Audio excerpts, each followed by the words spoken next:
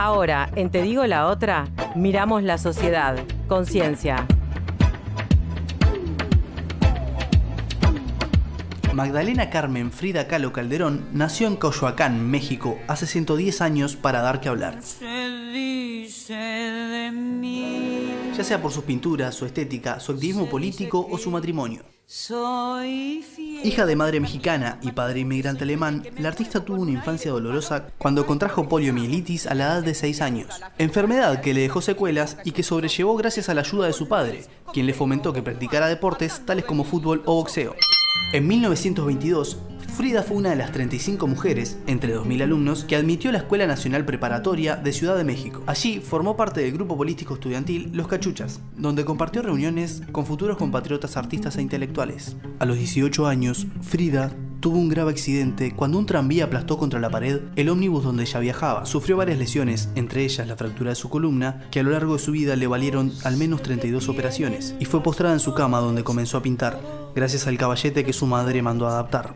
En 1928 ingresa al Partido Comunista, donde conoce a Diego Rivera, el renombrado pintor, que se convertiría en su esposo no mucho después. Su matrimonio, que duró 10 años, la parte 1, fue rico en pintura y en amor, sobre todo el de Rivera con otras mujeres y el de Frida con otras mujeres, y Trotsky. Frida, como lo dice en alguna de sus cartas, amaba con vehemente locura a Rivera, y fue eso, y el supuesto amor abierto que practicaban, lo que les permitió seguir juntos. Pese a todo, se divorciaron, pausa, y se volvieron a casar al año siguiente, la parte 2.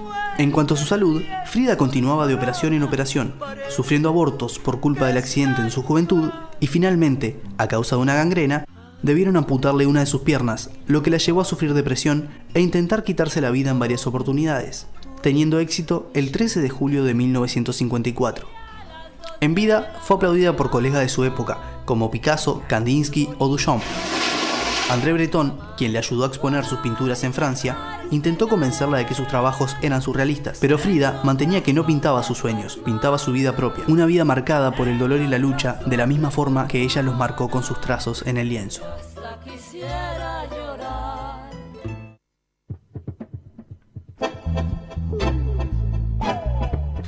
Bien, y con esta tremenda presentación biográfica de Frida Kahlo que nuestro compañero Ramiro nos hiciera, le mandamos un gran abrazo, es que recibimos en estudios de Uniradio, acá Te digo la otra, a María Ángela Yaimo, ¿no? Pero lo practicamos, loco. Lo pensé, pero no me salió. Ella es licenciada en Ciencias de la Comunicación, coordinadora de la licenciatura de Artes Visuales en la Universidad Católica y profesora y doctoranda en Ciencias Sociales. Además es feminista.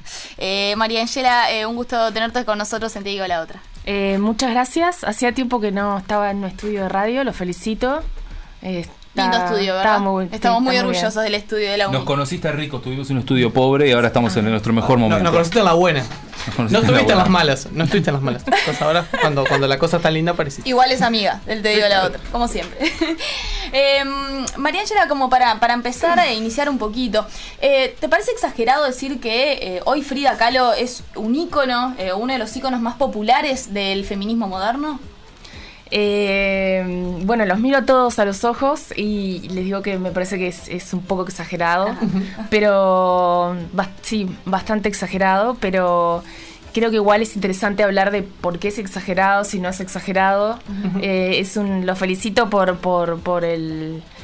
meter el ojo ahí, digamos, y hacer ese enganche entre las cosas que pasan en la vida cotidiana y las cosas que tienen que ver con lo político más profundo, aunque las cosas cotidianas hacen referencia a lo político. Creo que yendo a la pregunta, me parece que sí, que es exagerado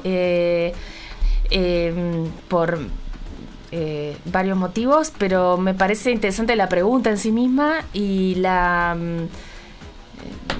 está bueno como para problematizar, por ejemplo, cuando hablamos de si es un ícono, ¿qué es un ícono? Un ícono es una imagen representativa de algo que se solidifica, se consolida como la representación de un todo, de algo.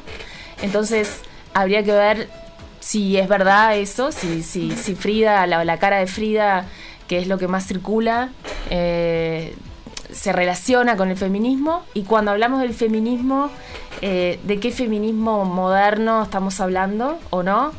¿Y qué es ser feminista? Entonces, está bueno todo eso porque nos permite problematizar eso. Yo hice una lista de qué podemos hablar cuando hablamos del feminismo. A ver. Podríamos decir, estamos hablando del feminismo de la igualdad, estamos hablando del feminismo de la diferencia, estamos hablando del feminismo contemporáneo de las mujeres mayores, feministas, estamos hablando del feminismo actual de las mujeres jóvenes.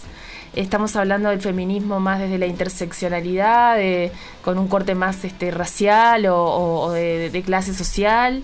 Estamos hablando de un feminismo más amigo de lo queer. Estamos hablando de un feminismo más que se llama como un post-feminismo más amigo del capitalismo, donde la mujer empoderada también se relaciona con esa potencia como de lo masculino. Me sirvió la pregunta justamente como para pensar todo eso y toda la diversidad del movimiento feminista que yo no conozco al dedillo, pero que ahora justamente mañana, pasado mañana y el viernes hay un encuentro de las jornadas de debate feminista en la Facultad de Ciencias Sociales, donde va a estar lleno de feministas, y después en noviembre hay otro encuentro feminista que se llama el Encuentro Feminista Latinoamericano y del Caribe, y uno de los ejes, que es el eje 5, se llama Los Nombres del Feminismo. Esto lo googleé hace poco, no es que soy experta. Habla de feminismos populares, feminismos autónomos, feminismos indígenas, feminismos comunitarios, ecofeminismo, transfeminismo, feminismos queer, feminismos descoloniales, feminismos afro, que atraviesan las categorías anteriores que habíamos hablado, para ver toda esa cosa que todos esos feminismos se condensan. ¿Es posible condensarlos en una cara o en un solo ícono? ¿No? Entonces, ¿dónde estarían las negras en esta imagen? ¿Dónde estarían las trans? ¿Dónde no, lo trans, el feminismo trans? ¿Dónde estaría, no sé, los otros feminismos, ¿no? Por eso me parece interesante la pregunta, y me parece que es un poco exagerado, pero tampoco me parece que no tiene cierta cosa que uno puede enganchar. Sí, no mirá, sé si nos está sí, convenciendo sí, mi respuesta mirá, o no. Mira, yo vivo a un par de cuadras de la feria de Tristán Narvaja y estoy asombrado de cómo domingo a domingo se van incorporando más elementos al marketing de Frida Kahlo, que es termo, mate, matera, remera, cuadro, almohadón, buzo, libros para niños. Libros para niños, Frida Kahlo para niños, tazas. Absolutamente todo lo que uno puede imaginar que está en un comercio, ahora tiene la cara de Frida Kahlo. ¿Qué hay en esta historia que nos resumía Ramiro? En la historia de Frida, que por lo menos, está bien, no lo totalicemos, no hablamos de todas las feministas, de todo el feminismo, pero ¿qué hay en Frida que algunas feministas las hace llevarla como en una camiseta o en un termo o en un mate? Bueno, tiene esa imagen, se ha convertido, no sabemos por qué, eso tienen los íconos, y esos íconos más bien estereotipados, como ustedes saben, lo más famoso es la cara del Che, ¿no? Que también lo vemos por todos lados y podemos decir que ha pasado por el mismo fenómeno. Que no importa cómo es que eso sucedió, eso es lo que sucede con los estereotipos visuales, el tema es que está ahí, y que desde el sentido común, porque somos nosotros los que le estamos adjudicando esta relación con el feminismo, que también cabe aclarar que nosotros no somos todos. Nosotros somos una parte de la población, sí. Entonces, porque tendemos todo el tiempo a pensar que los demás son como nosotros, y lo que quiero decir es que cuando hablamos que parecería que todos, no quiere decir que todos la suman como tal o todos compren pensando desde ese lugar de lectura de la imagen de Frida. Yo creo que yo concuerdo con Emiliano con tu lectura desde el feminismo, ¿no? Que ya para mí da feminista, ¿por qué da feminista? O no, digo, pero quizás a otra gente no decodifique esa imagen desde ese lugar. También está bueno decir que no somos todos lo que leemos desde el mismo lugar, pero sí se está condensando desde ese lado. Entonces, para contestarte, porque no me estoy yendo, es que no te quiera contestar, creo que estuvo buenísima la intro de la vida, porque es en esa vida donde vemos toda una cantidad de elementos digamos, de lo que se llama semas, o sea, unidades de sentido que se pueden relacionar a lo que, de nuevo voy a decir, desde el sentido común nosotros pensamos que es ser feminista, ¿no? Y eso, yo estuve leyendo unas cosas off the record. Dale. Sí. Y entonces, en el discurso, todo este discurso que acabamos de escuchar, que tiene que ver con el relato acerca de la vida de ella, nosotros no sabemos, tenemos una distancia con respecto a la realidad de su vida. Claro. Y no nos interesa tampoco. O sea, a nosotros lo que nos interesa es el discurso que atraviesan los medios de comunicación o que atraviesan otros artefactos mediadores culturales, como pueden ser los almohadones, las materas o el diseño visual, ¿no? Que son también artefactos ideológicos. Entonces, en ese discurso encontramos estos temas que son la heroicidad, no sé si se dice así, lo heroico, que está dado por esa cosa de la enfermedad, o su vida tratando de sobresalir también de alguna manera de esa figura masculina que era Diego Rivera, el reconocimiento por ella misma, esa cuestión de la conciencia social, su militancia política en el Partido Comunista, esa cuestión como de lo transgresor, que también está dado de que ella, bueno, estudió boxeo, se escribió al liceo, o no recuerdo bien, hizo estudios que en ese momento no eran estudios típicos de una mujer. Ahí, en todo eso también hay un sentido de la valentía de parte de ella, de todo lo que atravesó. Entonces, todas esas unidades de sentido, lo que conforman es lo que sería lo que nosotros podríamos entender como una feminista. Ahora, yo creo que eso no basta. Me parece que no basta, que encontramos, lo que quiero decir es que encontramos algunas unidades que podrían ser de las feministas, pero no necesariamente, porque estarían faltando otras. La fortaleza ante el dolor no te convierte automáticamente. No solo. Ni una mujer empoderada. Tampoco solo. Bueno, pero está también la parte sexual, ¿no? De Frida como una mujer que para su época llevó una vida sexual como muy liberal, si se quiere, ¿no? Que estaba con hombres, que estaba con mujeres, que hacía de su culo un pito, como dicen las abuelas, ¿no? De la academia. Como decimos en Harvard, ¿sí? Pero eso es un componente que puede haber ahí como un agarrarse de eso también. Bueno, Mauro, eso tiene que ver con cómo entendemos a nosotros al feminismo y a las feministas, de nuevo universalizando. Claro. Entonces, no necesariamente una mujer feminista primero implica una transgresión sexual, claro. Podría o no. Y yo lo hablaba con un colega sobre esto, yo decía, bueno, pero ella iba con hombres, con mujeres, o sea, ¿por qué esta cuestión de que la bisexualidad asociada al feminismo, por qué es como algo más moderno? ¿Por qué es más moderno ser bisexual? Exacto, y me decían, no necesariamente, porque es verdad que era una mujer adúltera en su época, ¿no? En la época de ella, pero quizás lo que no sé, estamos hablando así, claro. Digo, no, quizás la traición no está en ese momento, justamente está dada más en traicionar a un varón que con una mujer. Lo que quiero decir es que nosotros lo leemos desde nuestro contexto. Le atribuimos a eso una cuestión liberadora o emancipada. Sí. Quizás era más fácil traicionar a Diego Rivera con una mujer que con un hombre. Tal vez le importaba poco también a Diego Rivera.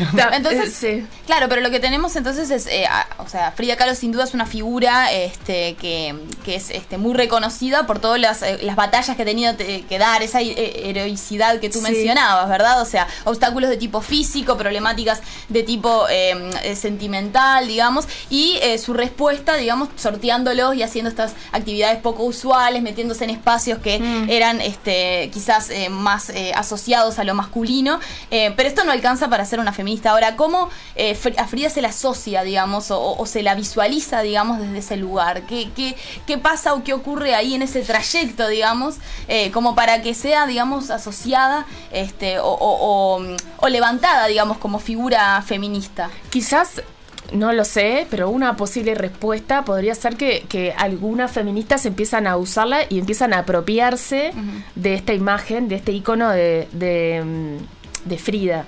Entonces, por una cuestión de traslación semántica de contenido, si las feministas lo usan y además estoy haciendo una respuesta reduccionista, ¿no? Y además de que las feministas lo usan, a su vez esa imagen, ese icono tiene estas características que no bastan por sí solas, pero que se asocian al feminismo, hacen que por traslación eso se vaya cargando, ¿no? Se va cargando semánticamente del valor feminista, pero si uno va al discurso o al relato de los medios, de lo que sabemos de Frida, sabemos que ella en ningún momento se autodenominó feminista. ¿No? Que eso sería, ¿no? Tampoco su obra hace referencia al feminismo. Claro. Entonces, ahí ya está faltando una pata, digamos, o está faltando algo, ¿no? Que no tiene que ver con la obra. No, por pero eso también es válido, digamos, es muy recurrente la construcción política del pasado, ¿no? La hacemos todo el tiempo y es decir, yo qué sé, por ejemplo, cuando esta editorial Antiprincesas intenta rescatar mujeres que rompan con el estereotipo de la princesa para hacer cuentos para niños. Eso es hay una operación intencional en convertir a ciertas mujeres con algunos rasgos que pueden resultar atractivos porque escapan del estereotipo clásico de la princesa, en convertirlas de alguna manera en antiprincesas y en de alguna forma hacerlas feministas. Pero eso es una operación del presente. O sea, exacto, y es una operación políticamente intencionada del presente. Y si me permitís, es una operación también del mercado. Es decir, cuando algo se vuelve popular, el mercado siempre está atento y lo toma. Claro. Y yo pensaba en términos políticos, hoy mencionabas al Che, también pasa con Frida. Ahí está licuada, no, vaciada totalmente desde lo político ideológico, ¿no? Frida era una persona con un contenido político fuerte. Ella era comunista y nunca hablamos de la Frida comunista. Claro, la Frida que murió pintando a Stalin y que convivió con Trotsky. O sea, es una historia políticamente muy fuerte y eso está casi que vaciado, así como también pasa con el Che, ¿no? Que queda como la imagen de persigue tus sueños. Y había un poco más que en el Che Guevara que un simple muchacho idealista. Eso justamente es de alguna manera, y voy a utilizar esta palabra, aunque parezca en este momento como floja, pero o contradictoria, es la potencia de la imagen, ¿no? Tiene esa gran capacidad de condensar una cantidad de cosas, pero no son ilimitadas. Y es la sociedad y somos nosotros los que remarcamos en esa elección de qué va a representar, qué sentido comunicacional le vamos a dar nosotros a eso. Entonces, de todas las otras cosas que podría significar esta imagen, ya sea el mercado, el movimiento, lo que sea, en esa relación de nutrición que hay, ¿no? O sea, para hablarlo desde un lugar no tan así como sino más bien de un lugar desde la atención y de la retroalimentación. El movimiento puede también, estoy hablando del movimiento feminista, o puede ser algún otro tipo puede ser un partido político, puede ser una figura, puede ser cualquiera, retoma, ¿no? Una de esas partes como para hacerse más visible y para hacerse más masivo, ¿no? Porque esa cuestión de la serialidad, que la encuentro en este lado, la encuentro en el otro, no sé qué, ¿no? Hace que tenga como más llegada ese icono, ese mensaje. Entonces, desde ese lugar el movimiento puede decir, bueno, yo aprovecho y me apropio de esto, que es agradable para la gente, que la gente lo toma. Uso estas palabras que son, claro. son fuertes, pero es eso, ¿no? O sea, lo que comunica, tiene que comunicar porque yo lo acepto. Si yo no acepto algo, no me llega, me rehúso, no quiero, no me voy a exponer a algo que me desagrada. Entonces, hay cosas que quizás del movimiento feminista no agradan, acá no están, están en alguna dosis, que si quieren podemos desarrollar, ¿no? Que tiene que ver justamente con el imaginario social acerca de qué es una feminista. ¿A qué te referís? ¿A que Frida, la ropa que usa, su aspecto, a que no se depila las cejas? Exacto. Claro, estamos hablando mal y pronto. Vamos directo. Claro. Iba a decir al grano, al pelo. Sí, en el sentido que, como es la imagen de la cara de ella, ¿no? En esa cosa que ella tenía de dejarse el vello facial. El vello facial por una cantidad de motivos, no importa. He leído desde la contemporaneidad, como pienso yo, estoy hablando siempre desde el sentido común, como una cosa media ambigua, como una cosa media masculina, ¿no? Entonces se lee como esa cuestión de las feministas como desde un lugar estético, desde una estética corporal, donde lo masculino tiene como una fuerza visual muy fuerte. En este caso está dado por las... Sin dejar de resaltar lo femenino, ¿no? Porque Frida también utilizaba muchas joyas y rosas, y se vestía de una forma con muchos colores que también resaltan como lo femenino. Capaz que esa persistencia y esa ambigüedad en esas dos, tanto lo masculino como en lo femenino, también generan o llaman esa atención como figura. Hay una justaposición, ¿no? De todo lo femenino que puede estar dado por las flores, la trenza, y al mismo tiempo lo indígena, ¿no? Y al mismo tiempo lo maquillada que está en su boca. Pero están esas cejas que son indiscutibles. O sea, cuando uno ve las cejas, ay, sacate eso que parece Frida Kahlo. O sea, claro, pero yo te quería hacer una pregunta. Frida Kahlo, la sensación que tengo, al igual que el Che Guevara, que ha sido embellecido por todos los posteriores retratos también de él, y Jesús, que no sabemos ni cómo era, pero seguramente no era el muchacho no de era Hollywood blanco, que hoy vemos. Ahí va, el hombre muy pintún que hoy se ve en todas las iglesias. Frida Kahlo, yo noto que se la ha embellecido, o sea, se han perfeccionado sus imperfecciones, y ahí hay como una especie de contradicción, porque es por un lado decir, bueno, resaltamos lo feo y sé cómo tú quieras ser, ese mensaje New Age, también medio liviano, no sé cómo eres, muéstrate tal cual eres, pero a su vez esas imperfecciones están perfeccionadas. Frida Kahlo está cada día un poco más linda.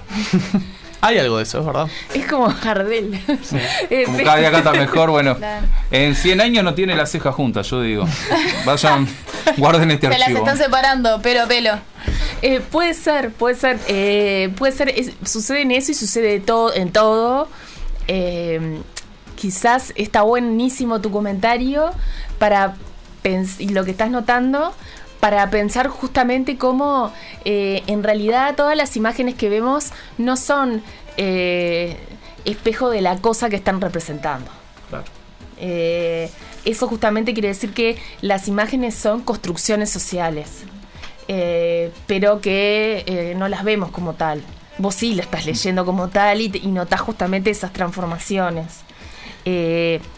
Pero siempre ha pasado, ¿no? Que lo que yo trato de representar, meto de mi subjetividad y meto de lo que yo creo que le puede gustar al otro de nuevo para llegar al otro. También está la cuestión que tal vez nos vamos un poco demasiado, nos alejamos del símbolo y nos vamos a la historia real o a la persona real, que sería interesante que este rescate, si se quiere, o esta apropiación de Frida por ciertos feministas también llevara a discutir o a profundizar sobre la cuestión de la violencia contra la mujer y de las relaciones y de la toxicidad en las relaciones amorosas, porque si se quiere, la relación entre Frida y Diego, que uno la puede hoy con perspectiva romantizarla, y bueno, el cine se ha encargado de romantizarla si se quiere, pero es una relación que en nuestros estándares actuales muchos veníamos ahí, una relación muy complicada en términos, es sana, diríamos soltar Frida. Ahora se habla mucho de lo tóxico, ¿no? Pero estaría bueno que dentro de ese rescate que se hace de la Frida feminista se aprovechara como para hacer un cuestionamiento de cuál era esa relación en la que ella se vio envuelta durante tantos años, durante toda su vida, y que tanto daño le hizo, ¿no? Bueno, justamente... Me puse re moral, me puse una señora. Conserva, porque sí. qué feo. No, entras justamente en ahí donde ataca el feminismo, ¿no? El feminismo ataca en las relaciones de poder, ya sea a nivel macro, que tiene que ver con las desigualdades sociales entre las personas por su género, y en este caso es las desigualdades que hay entre dos personas en una relación romántica. Entonces, sí, se puede ver ese amor romántico como un amor que lo que hace es que una de esas dos personas tiene que estar en un lugar más bajo que la otra, y justamente ese tipo de amor es un amor que atraviesa el feminismo, atraviesa la diversidad sexual, atraviesa las relaciones heterosexuales, atraviesa toda la sociedad, y es muchas veces también la causante, no quiero ser determinista, vuelvo a decir, pero es uno de los puntos más que tiene que ver con los feminicidios, ¿no? Claro. Que es no sé resolver esta situación estoy hablando de los hombres, no sé resolver esta situación, me va a dejar, o ella consiguió trabajo, o no, y digamos, estamos entrando en esa cuestión como de lo personal, donde vemos también que existe una relación también de opresión. Claro, pero estaría bueno que justamente aprovechar que esa figura para discutir eso que estaba también presente en la vida de Frida, ¿no? No idealizarlo. Había un filósofo, se me escapa ahora quién era, que decía... Rolón. No sé si Rolón no era, pero seguramente lo dijo en algún momento, que es que el que ama más, depende más. Bueno, y yo creo que ahí, pero ya nos estamos yendo, ¿no? Dale. Frida nos vamos a otro lado. Nos vamos a Rolón. Rolón lo dice... el amor tiene mucho marketing. Pero ¿de qué tipo de amor estamos hablando? Estamos hablando del amor romántico, burgués, de nuevo, ¿no? Donde la mujer es quien cuida a los niños, quien está en relación con los cuidados en general de los mayores también, es la que sostiene la casa, la que está en la esfera privada, digamos, justamente es todo lo que en esa cuestión del amor romántico, esta imagen de esta mujer que yo estoy describiendo parecería ser como lo diferente a Frida, claro, ¿no? Como una a Frida antítesis, sí. Claro, no la imaginás en la cocina cocinando, no tuvo 25 hijos, estoy exagerando, ¿no? Sí, pero digamos, es la figura más tradicional si tuviéramos que poner una mujer que estaría en las antípodas de esta imagen construida socialmente de Frida, sería la ama de casa con el Mr. Músculo. Claro. La mano, digamos, sería como lo opuesto. Sería interesante ver cuál es la imagen opuesta, o digamos qué imagen de mujer es la imagen que el feminismo hoy en día no quiere ver. Claro. Entonces, a partir de esta imagen que el feminismo se apropia, ver cuál es la imagen que no quiere que se siga reproduciendo, o que no quiere que se siga entendiendo como la mujer subvalorada, o la mujer justamente que es violentada por el machismo, ¿no? Y por decirle heteropatriarcado, etcétera, etcétera, etcétera. No sé, digo, más o menos va por ahí. Por eso me parece importante reflexionar sobre esta imagen, desde dónde lo leemos, y también a qué imágenes se contrapone, que no son las imágenes que tenemos acá. Te digo la otra, la política dicha desde otro lugar.